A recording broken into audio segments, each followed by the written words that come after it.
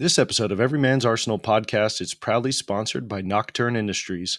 Introducing the Daisho Bridge, seamlessly connect two night vision monocles to create a powerful dual tube setup. And don't miss out on the Chimera, Nocturne's panoramic night vision goggles. Upgrade your night vision game at nocturneindustries.com and use discount code TLDCO. Nocturne Industries, lighting the night for Everyman's Arsenal. Hey everyone, welcome to another episode of Everyman's Arsenal, a podcast where we kind of do a deep dive on influencers, brand managers, or people behind the companies that you might see on the Thin Line Defense YouTube channel. And today I'm super excited to introduce Jesse from Apollo Custom.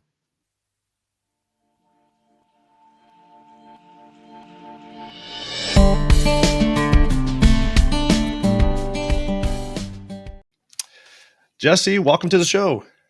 Thanks for having me here. Yeah, I had a good time. You know, a lot of these podcasts, I try to take some time before we officially start and get to know the person a little bit. So I really appreciate you spending some time talking to me before that and officially now that the podcast has started. Yeah, absolutely. We had a chance. We're kind of fans of Supplier Showcase at SHOT Show, and it honestly started by accident for us because the very first year we went to SHOT Show, which was 2021, we had no idea how to get into the industry range day. And so we thought it was just, you show up and you can get on the bus and you go out shooting. That's going to be so cool. And they told us, no, that's not how it works. You got to be invited. So the very first year we started walking around Supplier Showcase and we fell in love with it. We're like, this is so much better than the range day. And this year we ran into your guys' booth and Roberto had to slap my hand a little bit because I kept saying Apollo Customs and he goes, no, it's not Customs, it's Apollo Custom. So we were enthralled with the work that you guys do, the cerakoting, the laser engraving, even so much that we had to grab one of our main content creators who was off somewhere else in Supplier Showcase and bring him by the booth and show him what you guys do. So if you don't mind, for those that may not have seen the shorts that we did from your booth, can you explain a little bit about Apollo Custom and what it is that you guys do? Yeah, for sure. So primarily we're a Cerakote applicator. You know, we work with a lot of big manufacturers in the industry, distributors too. We're also newly kind of getting into the dealer level a little bit. If, someone might want something brand specific for their, retail location, small batch style things, we're getting into that and also trying to build a little bit of like a B2C kind of thing, so they could go on our website, make requests, because a lot of the interest that we get, when we participate in social media, people are like, oh, well, can you do this to, my Glock 43, or, could you put this on, my SIG, whatever it might be. Mm-hmm. And it really stinks being in a position having to turn those kind of things down. So we're definitely trying to kind of open up some new doors for ourselves to provide services, to people that we're not already doing business with, things like that. But our bread and butter really is working, on high volume job, Okay. providing, a lot of the Cerakote that you see on firearms that are, readily purchasable. It would be applied by a company like Apollo or potentially by Apollo. Sometimes that might be something that the end user is aware of. One of our biggest customers is Davidson's, the wholesale distributor. And as far as their work is concerned, we actually, depending on the ATF regulations at the time, because it's actually changed in the last 5 years as far as cerakoting and if it's considered a gunsmithing activity, Mm-hmm. there for a while, in order to do business the way we are, we're considered to be putting these firearms into market, which makes us the manufacturer, even Oh, if the firearm has been made by someone else. So we had to get attribution of their markings, but we had to put our own marking on there too with our company name, our city, and our state, yeah. which is no longer something we're legally required to do, but we continue to do for that kind of brand of our work when it's distributed, through a firearms distribution center. So Yeah. those firearms, you can walk in the shop and see Apollo Custom on it, and then you know that that work was performed here. But there's Okay. also other firearms that We kind of offer white label services for manufacturers. And as much as I would love to, kind of share how excited I am to work with some of the companies that we do, that's a hush hush, no Sure. thing. Yeah, that's something as a we're mainly known as a review channel, so we do a lot of guns and gear reviews, and there are times where we totally get that, where we say, well, we this looks like a micro best BCG, and people go, no, no, don't say that, don't talk about it like that. But it's frustrating to me that to hear you talk kind of about, I know this isn't one of the questions that I was thinking I was going to go down, but to hear you talk about kind of the legal difficulties that you guys have had to face with the ATF, as an individual user of guns and a purchaser of guns, that's something that we see a lot with our interaction with our viewers, where they're saying, okay, well, what's are binary triggers okay now? What about bump stocks? What laws are, what districts are we okay to have these things, what districts aren't we okay? It's super confusing. And so to me, I hear this idea of, well, okay, because we're going to cerakote a gun, that might make us a manufacturer of a gun. And man, what a legal hurdle that you guys would have to go through to deal with that.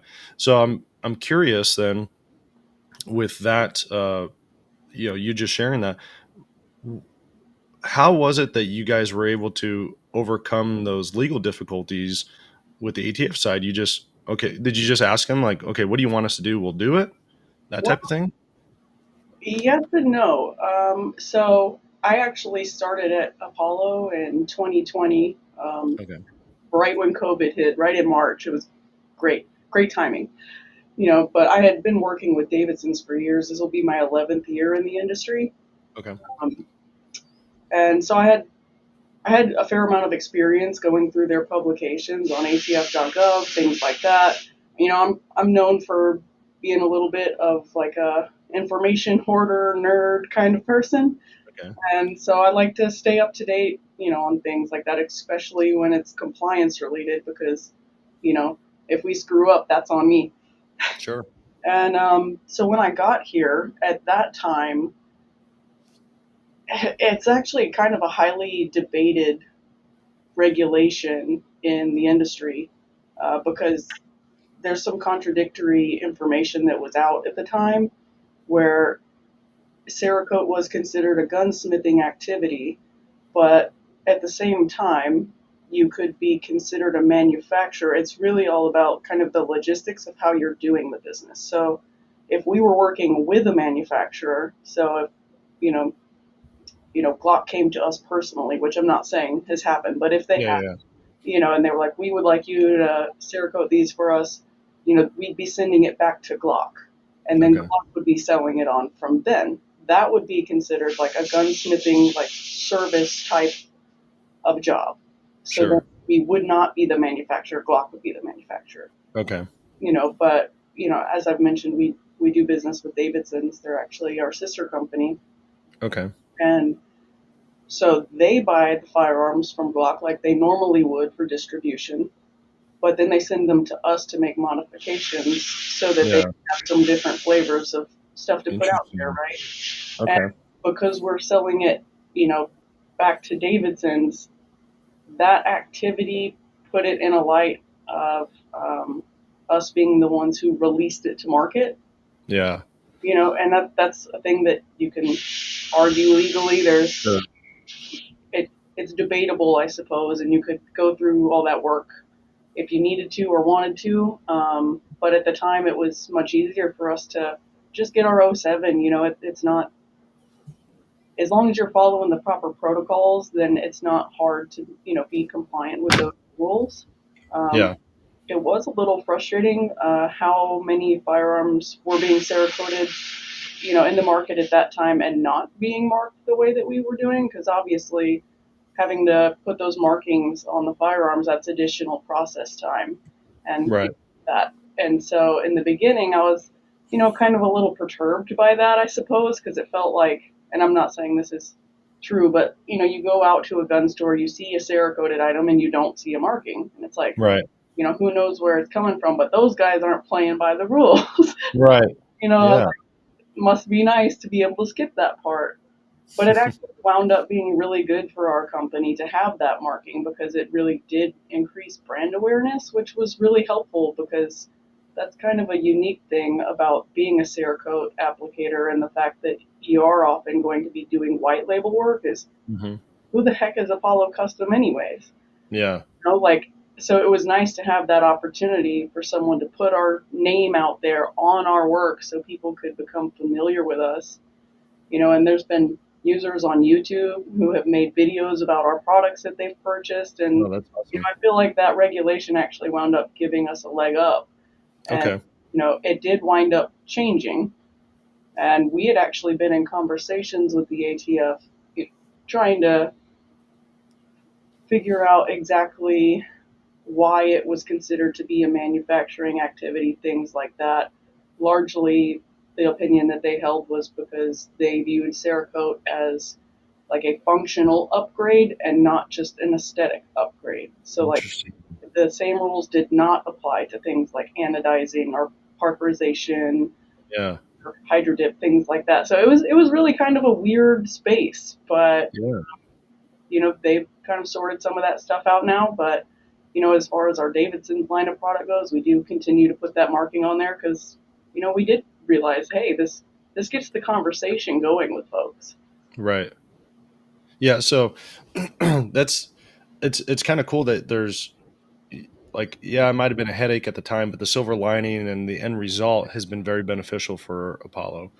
So that's awesome. Awesome to hear. Yeah, it's always I playing by the rules. You know, Right.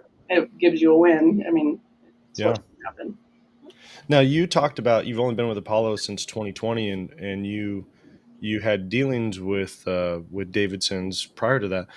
Can you talk a little bit more about your background and kind of what led you to Apollo? Yeah, actually, it's I guess in some ways an interesting story. So, um, I'm a fairly artistic person by nature. I wouldn't say I'm much good at it, but I do certainly enjoy it. I actually used to be a tattoo artist for a while when I was in college. Um, but there was always something that was kind of pulling on me and drawing me toward the business side of things because I'm a person who likes to fix systems and innovate. And I don't know, there's more of a platform to do it on the business side of things. And so Davidson's is actually owned by my father. And Oh, cool. so when I was 5 years old, I remember going to the office with him and getting to know all the employees, some of whom have worked there since then. They're still there. All those familiar faces, like, there's a lot of pride in working there. It's a good place Hmm. to work, much like Apollo is, even though I'll say we're quite different, company culture wise. Sure. Nothing wrong with that. I think it's actually a winning thing there. But, you know, so I didn't anticipate when I was growing up working at Davidson's necessarily, but I always had this strong admiration for my dad and, watching him do his work and how the employees, they found him likable, not just respectable. And I think Hmm. sometimes that's really hard to find in a leader. And so watching his leadership skills was really inspirational. And, I guess somewhere along the way, I kind of determined that that's the kind of person I want to be like. I want to be the good boss. Yeah. And so I started at Davidson's as the janitor, actually. Okay.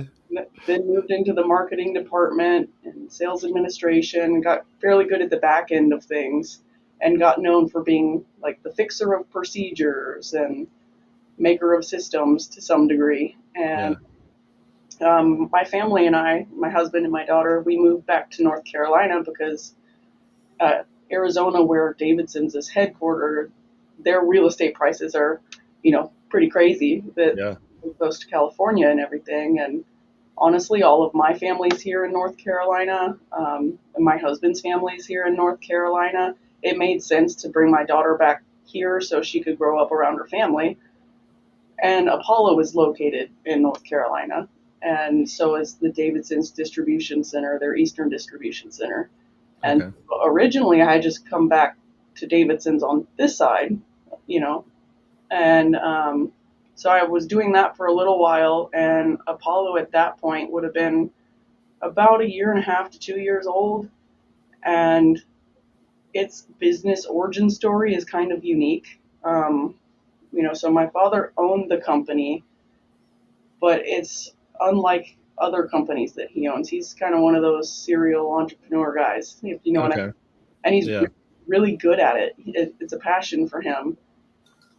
But Apollo really started out as the concept of being a customization division, and it changed over time. But it was uniquely the one business that he had that wasn't really like his brainchild. It wasn't his pet project. And Sure. so it didn't really take off like all the others because there were other people involved at the time who were managing it. And, for whatever reasons, it wasn't going well in the beginning. They were getting a lot of product out, which was good. There were some quality issues that had to be resolved. That was unfortunate, but it's something that we dealt with, and we made it right. But Okay. I got asked to come back here to kind of tighten up procedures and help get things back on track. And then it wasn't too long after that I really kind of fell in love with the place. Like, I'm a sucker for an underdog story, you know, Yeah. and something about this almost feels like being average Joe's on dodgeball or Oh something, man. you know. And so that it really like got me to buy in, and like all the people, like we had unfortunately a lot of turnover that was necessary in the beginning, but everyone who was brought on board to kind of fill those gaps, what a great team of people. Like, I love Yeah. working with these folks. They're so fun, they're dedicated, they're loyal, they're hardworking, and they're hilarious too. Which it's nice to be able to come to work and not hate your life. Yeah. So Yeah. that's kind of how I got involved in Apollo, and a little bit about Apollo's kind of origin story, I guess, as we have it. Yeah. Yeah. It That's awesome. played nice to the creative side of myself that I mentioned. Sure. So, um, uh, I mean, you talked about Apollo kind of being this, um, providing this service to Davidson's. How does the creation process then work? Does Davidson's come to Apollo and say, we want X number of firearms and we want them cerakoted this color or with this design, or is it kind of left to you guys to hey, go forth and conquer and whatever you want to come up with within reason we're good with. Within reason, that's an important note right there. Yeah, yeah, Yeah, so it's a little bit of both. They definitely do have things that, they want to do on their own. They've got these ideas. How do we make this happen? And, yeah. we work together and collaborate to get those items put out. So a lot of them are, their brainchild, but some of the others are not because they're also busy folks. And, it's favorable when we're able to kind of do what we're doing behind the scenes, coming up with different concepts. Like a lot of these guns are employee concepts, like I'm Okay. not just the only one sitting in here in some kind of ivory tower. Like these things are being made by the team, which is really cool. Yeah, Some of our best selling items have, come from just the people who work here. yeah. That's And awesome here. yeah, it's definitely both. And you know, I will say a lot of times with our other customers, they've got these specific colors in mind. Like, okay, we want to offer like flat dark earth on this platform. How many of these do you think you can do, kind of thing. But it's really customer dependent. If they want us to kind of pitch them some things and then they get to pick the ones they like, or if they have a predetermined plan and then they come to us for the execution part. I'm curious with what you just said, and I don't know if this is if you can't answer, if this is like brand secrecy or something. If a company were to come to you and say something like that, hey, we want AR-15s painted in FDE. How many can you do? How big of a team do you have? What could you guys handle? Yeah, so that's actually a good question. Our team obviously fluctuates like any team, but we normally average around 10 people, including myself. So we're a small team, but we do apply Cerakote robotically as well as by hand, Oh, depending on cool. what the project is. So we do have a large capacity. It very much depends on what the products are and what else we're doing for who else at that time. Yeah. Okay. But I mean, thousands of parts, tens of Wow. thousands of parts in any given month, especially if business is doing well. Yeah. So, That's no, awesome.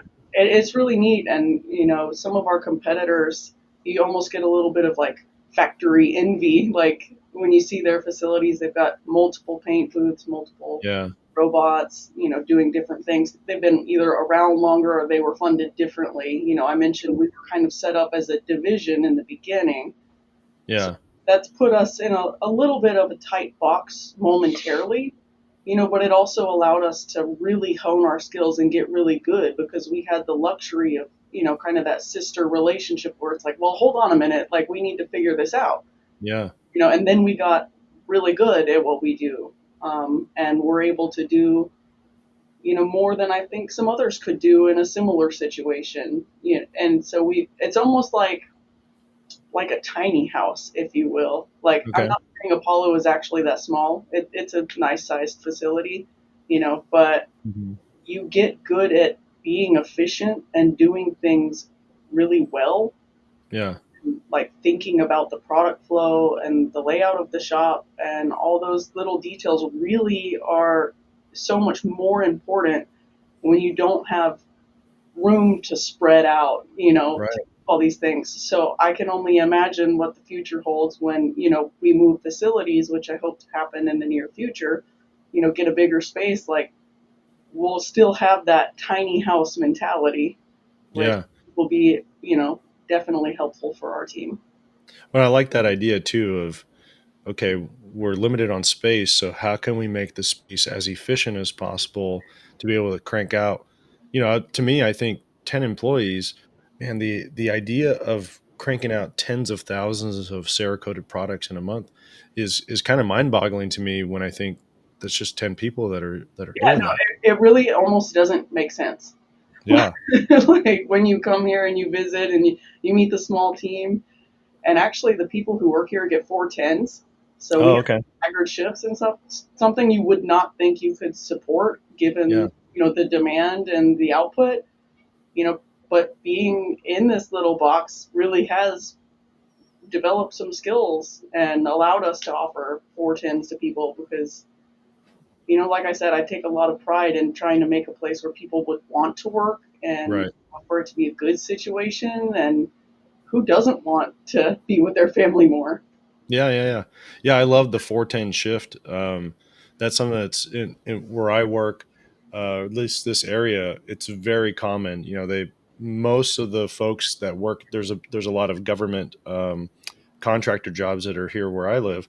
And so, they it's kind of known that, oh, you work out at this site, that must mean you have Fridays off, right? Yeah.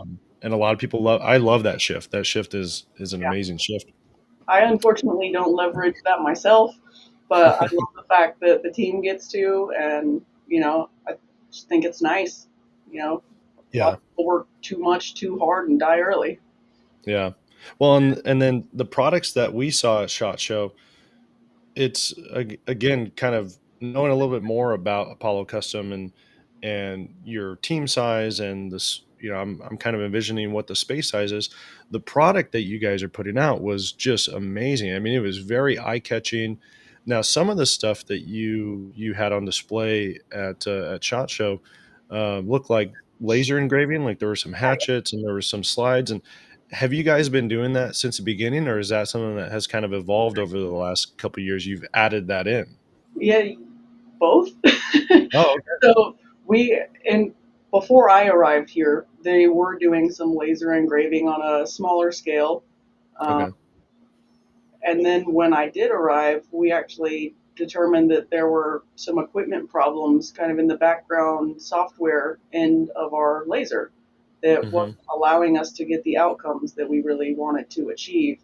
I actually had to print out just a text file like this thick of the source code of the original program that was purchased with the laser and go set the settings back to those defaults. And Wow. it took a lot of work, but then the new team had to get familiar with that laser, get skilled on that Sure. laser, and so it took a little bit of time to start leveraging that equipment again. But then once Yeah. we did, we got good at it, and then we got another more high powered laser as well. So, we're only getting more and more into that. We're actually considering another type of laser technology now to be able to do some different things. The laser we're looking at now would be a little more compatible with like organic materials, so we could do rifle stocks and things like that, Okay. which we have been able to successfully do with the fiber laser, but that's actually something that's not supposed to be possible. And so it's Okay. like the most optimal results, even though they're pretty cool. It's just not something I would want to be telling everyone, oh, hey, look what we can do, unless I Sure. know we can deliver consistent results every time. So, Sure. Yeah, that makes sense. And so besides cerakoting and laser engraving, I think I read, I can't remember if it was on maybe a pamphlet that I got at Shot Show, or maybe when I was reviewing your website, something about advanced coding, and I didn't know what that was. yeah, so that's more of a colloquialism from myself, I suppose, like turn of phrase. Okay. It's actually got dual meaning. So advanced coating still Cerakote products. So they Okay. actually offer a Gen 2 NIR product. So that's like a Oh, heat signature management kind of setup, usually okay. authorized only for military or law enforcement, things like that. So it just gives you a little bit more concealability when you're out in the Oh, field wow. as far as, how reflective your weapon would be and Yeah. in those optics. So it's Okay. really cool technology. We haven't had a ton of opportunity to provide it. Yeah. It is a very like niche product, Yeah. but it's also super exciting. Like even just as like a personal user, like Yeah. who doesn't want to be sneaky sneaky, Right. Well, Uh, that's something that we've gotten into. We've done a lot of thermal scope reviews and handheld thermals and night vision devices. We've kind of went heavy into that in 2023, and the reflective side of it has been that's been a big issue. Like, yeah, there that person is, because you can clearly see, their signature is reflecting back at you. right. So that's super interesting that you guys, I didn't even know that that type of product was out there, but Yeah, not only is it out there, that you guys are providing that service for absolutely. military law They've got enforcement. some really cool products that aren't as, I wouldn't necessarily say as heavily marketed, but not as heavily Mhm. talked about in the industry. Okay. That being one, they recently just came out with a new coating that we're going to start doing here. It's like a almost like a rhino lining kind of deal, but it's rubberized, so it's got a soft feel. It's actually almost like satisfactory to sit there and like rub the swatch. But and so it would be like useful for things like tool handles, anything that you need a Sure. little bit more grip to. But it also would offer protection to the product similar to all the other Cerakote products. And then they've Yeah. got other specialty products. I know they've got an electrical barrier coating. We haven't personally used that here, at least not yet. Just haven't had Yeah. the need arise. And then they also have MicroSlick, which is a really cool product that reduces the friction coefficient. So Okay. really good lubricity properties, things like that. Really unique. We actually sprayed some bicycle gears. That's Hmm. another industry that utilizes Cerakote. Would be like bicycles, things like that. Okay. Um, but we put it on some gears just to test, like, how does this hold up? Is it how does it really benefit the product? And like it really does. It lets those parts like kind of glide along each other, and it was actually really shocking just how durable it wound up being. Oh, that's cool. Especially on something that is like metal to metal, like high friction contact on a regular Yeah. basis, like bicycle gears. Yeah. So that's one of the meanings of the advanced coding term. The other would be kind of like advanced application techniques. We can do the vinyl masking. Like everyone loves that battle worn flag gun. Hmm. It's not super ideal for like large production quantity just because of our size and setup right Yeah. now in time. But it is something that we have done, can do, and do well. But there's other vinyl projects that we get asked to do all the time, whether that be just normal masking, like we don't want this part of it, Yeah. coated, or something a little more artistic, things like that. So it's like advanced application techniques that you can really only achieve once you've got a certain level of experience with the product. Like it really, it's a science and an art. Yeah. Some of these guys in here are just absolutely incredible with the skills that they bring. So, Yeah, I look at, I have a buddy that does kind of Cerakote from his garage as a hobby for people. And, it's one of those like, hey, bring me a case of beer and I'll Cerakote your handguard or whatever.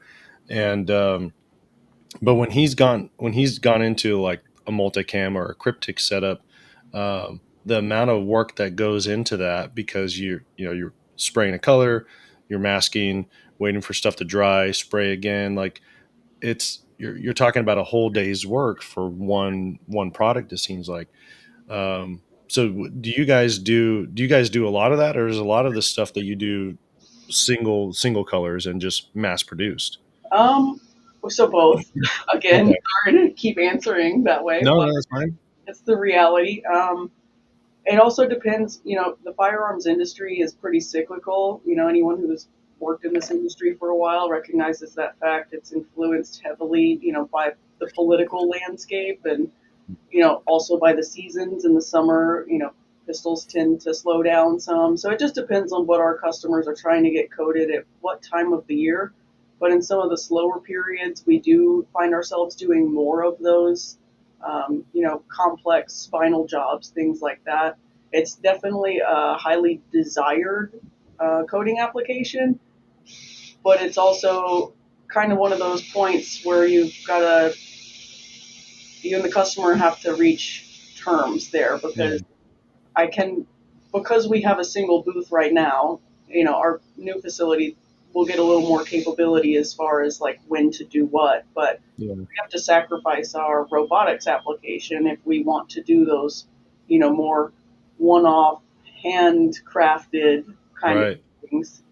Okay. Um, so it's like the price kind of has to be right, which can be challenging because, for people who work behind the scenes in the industry, the margins are not always great. And I will say that's something Cerakote helps out with a ton, is like you can get something more unique, something that you can charge a little more for and have, a little more left over than you would for just a standard item that might be just mass produced. Right. So it's like we're kind of like the balance there. We can provide the volume so it's not mass produced, but it's, you know, more available than just a one off kind of Right. situation. So yeah, the answer would be both. We're doing like single color or, honestly, two color would be like the most common. Like, oh, we want Okay. like a satin aluminum slide and a robin's egg blue frame, Right. you know, Okay. and that kind of work is easy for us. We can turn out a lot of those parts and, usually have pretty decent pricing available to the customers because we're able to do so many. Yeah. But then we are able to do a fair amount of those really complex designs as well. Definitely more than a hobbyist would be able to keep up with, and I would Right. certainly hope so since we do this for a living. Yeah. But it can be challenging just because of the setup. You really have to take your pick between robotic work and fancy application work. Yeah, and I guess that kind of leads into a question that I've been curious about, and you've touched on this a lot.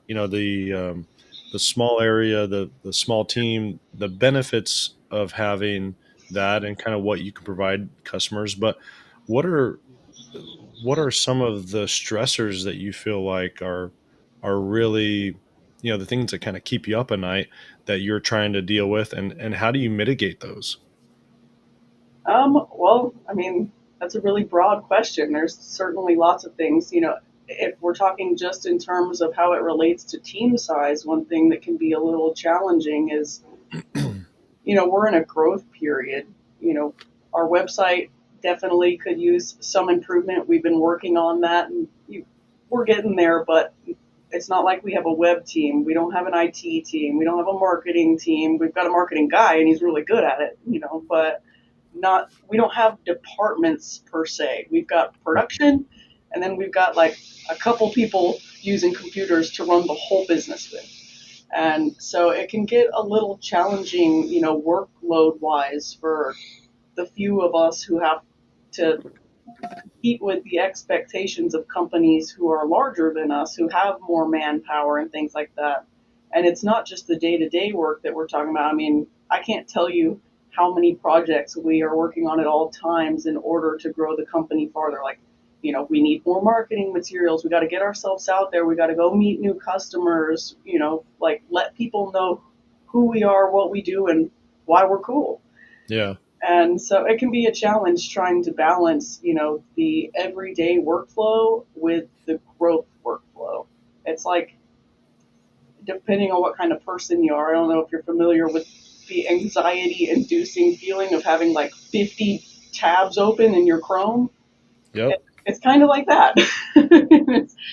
So rather than getting Where's like, that music coming from? right, rather than Yeah. getting like 80 to 100% completion on one big project, sometimes it can be a little disheartening because you can't even see how far you've actually come because you're making 5 to 10% progress on like 500 things. Yeah. It's not as like immediate satisfaction, I suppose. So that's one of the challenges of a small team, and also like God forbid anyone gets sick. I mentioned I came here in the time of COVID, and Yeah. I Goodness. swear if one of us falls, it's like I'm just waiting for the avalanche. And we actually tend to get pretty lucky. It's not like we just like shut down because everyone magically gets sick. But trying to stay well in these times has been a challenge. But look, Well, if we make it work and try to make sure that we keep things as decontaminated as possible to reduce yeah. downtime. Yeah. We're a small YouTube channel. We were super excited. Our goal was to hit 35,000 subscribers by SHOT Show, and we hit it the week before. And when you look at other gun YouTube channels that are in the hundreds of thousands or even in the millions, that seems like, man, that's a far off. That's so far away. But then I look back and I think, heck, our first time we went to SHOT Show, I don't even think we were at 10,000, or maybe we were barely at 10,000 subscribers that first year. And so having that eye on the prize, like, yes, it's a slow growth, but we're starting to see the benefits of that. And it sounds similar to what you're saying, that there's this balance between, I think you called it, is it growth workflow and product workflow? Yeah, And so sometimes, like, well, growth workflow is going to be up, but product workflow might be down, or in other months it might be the opposite. And so how do you maintain positivity when you're seeing 10% of growth across 500 things? How do yeah. you maintain that because this whole podcast, you've been smiling, and you've been, I mean, it's just a lot of positive vibes that I get from you. How do you maintain that when you're Well, not seeing the growth that you'd like to see? honestly, that's exactly how. I remember what it was like in the beginning, and I know Okay. what it's like today. I know that I'm happy to come to work and to see my team. I know they're happy to come to work and see each other. That's really what keeps me going.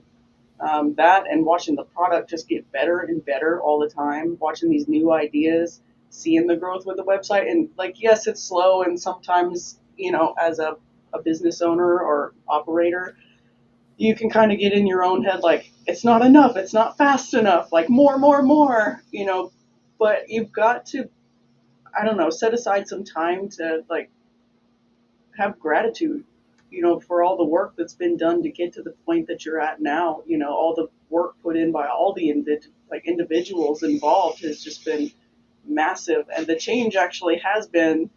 It's hard to look at it objectively, from where you're sitting as someone responsible for an operation, because depending on your personality, you might be one of those folks who's hard on yourself, like, I can do better, like, I can do more, but also, like, wow, look what we've done, and it's important to bring that positivity and remind everyone of, like, yeah, maybe production is hard this week. Maybe we're super busy.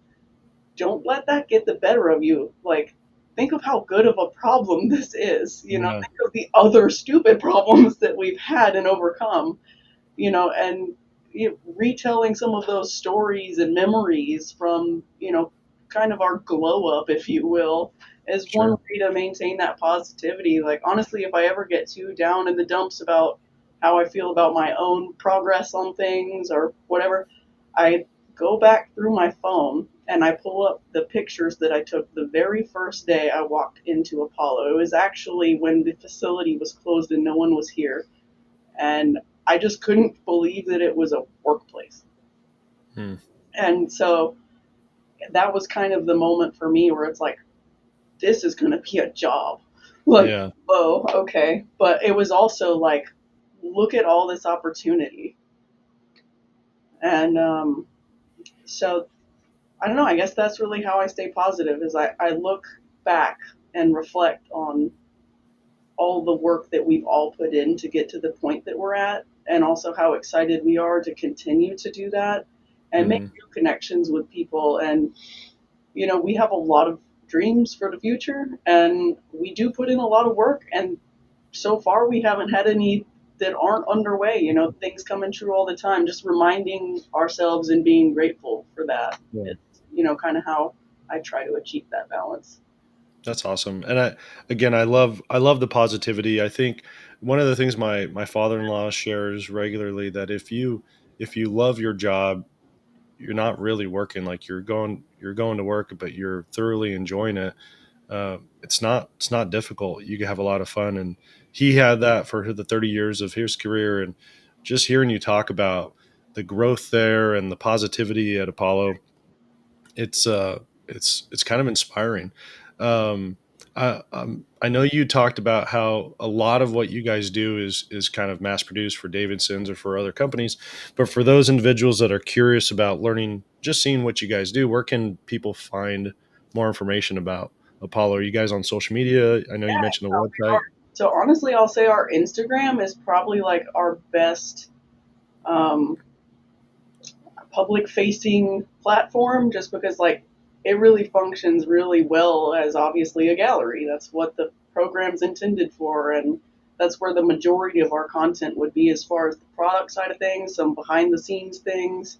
But then if you're looking for more informational stuff, then I would probably point people toward our YouTube. There's only like 3 videos out there now, but we actually worked with a really cool company to produce those videos. And, it shows the inside of the shop. And I will say, like, personally, it's a little awkward for me to watch the videos because here I am thinking we're doing something a little more like this is Apollo, like brand focus. And like some of the questions, that the producers asked me were like felt so personal. Like it felt like the story became more about me necessarily than, Oh man.